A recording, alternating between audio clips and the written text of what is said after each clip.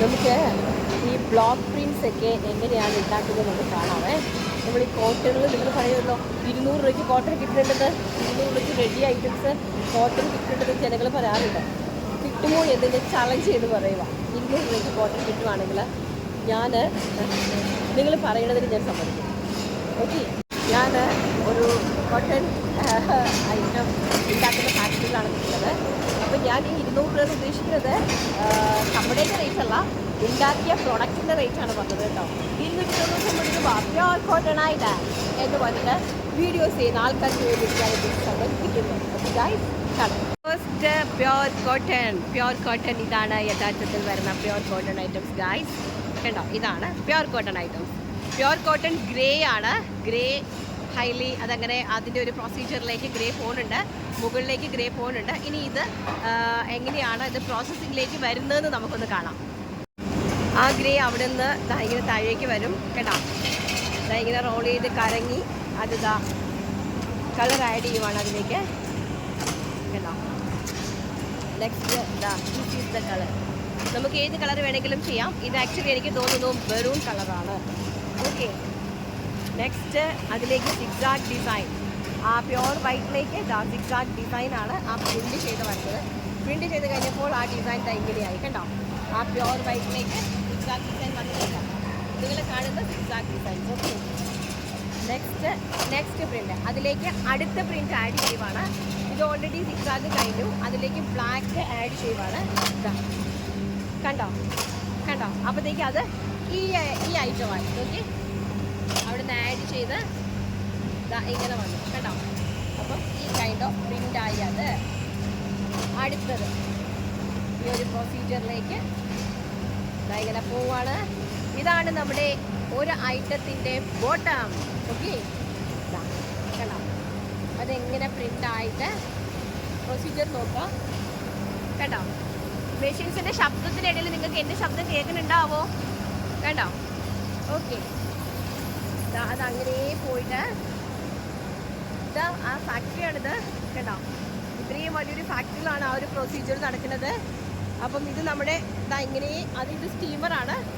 ഈ സ്റ്റീമറിനകം വഴി ഇതകത്തൂടെ ഇൻസൈഡിലേക്കാണ് പോകുന്നത്. കണ്ടോ, അതിൻ്റെ അടിയിൽ നിന്ന് കണ്ടോ സ്റ്റീം ചെയ്ത് ആ ഫാബ്രിക്കായിട്ട് വന്ന് വീഴുക കണ്ടോ. ഇതിലേക്ക് കണ്ടോ, ഇതാണ് പ്യോർ കോട്ടൺ കണ്ടോ.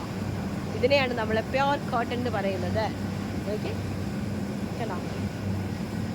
അങ്ങനെ ചെയ്ത് വരുന്ന ഒരുപാട് ഐറ്റംസ് ഇവിടെ ഉണ്ട്. നമുക്ക് പലത് കാണാം. ഇതൊക്കെ ഫാക്ടറിയാണ്. ഫാക്ടറിയൊക്കെ ഇങ്ങനെയൊക്കെ കിടക്കുള്ളൂ കേട്ടോ. ഇത് ചെയ്ത് വന്നു കഴിയുമ്പോൾ, ഈ ഐറ്റം ചെയ്ത് വന്നു കഴിയുമ്പോൾ അതിൻ്റെ മെറ്റീരിയലായി ഈ ഒരു കൈൻഡുള്ള ഐറ്റംസ് വരും.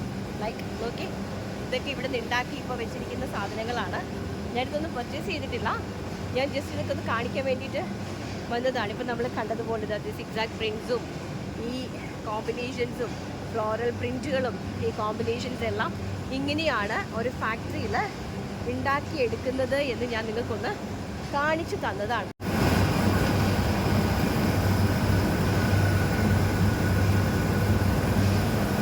ഇത് അടുത്ത നമ്മുടെ കുർത്തീൻ്റെ കപ്പടയാണ് കേട്ടോ. 44 ഇഞ്ച് പന്നയിൽ വരണത്.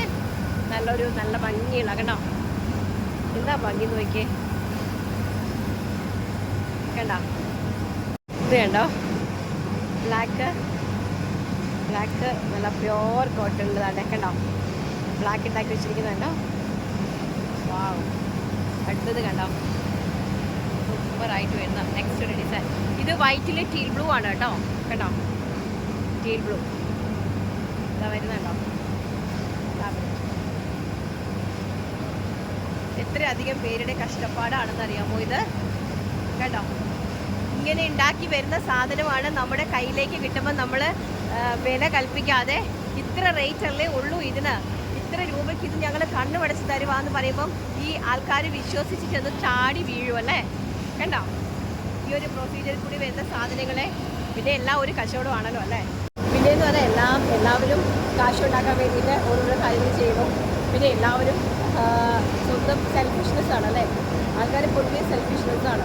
കാരണം എൻ്റെ കാര്യം മാത്രം നടക്കണം, അല്ലെങ്കിൽ എനിക്ക് മാത്രം കാശുണ്ടാക്കണം, അല്ലെങ്കിൽ ഞാൻ പറയുന്നത് മാത്രമേ ജനങ്ങൾ വിശ്വസിക്കുള്ളൂ അല്ലെങ്കിൽ ഞാൻ ചെയ്യുന്ന കാര്യങ്ങളാണ് ജനങ്ങൾ ഏറ്റെടുക്കുന്നത് എന്നൊക്കെ മിഥ്യാധാരണയോടുകൂടി ചിന്തിക്കുന്ന ഒരുപാട് ആൾക്കാർ ഈ ഭൂമിയിലുണ്ടല്ലേ.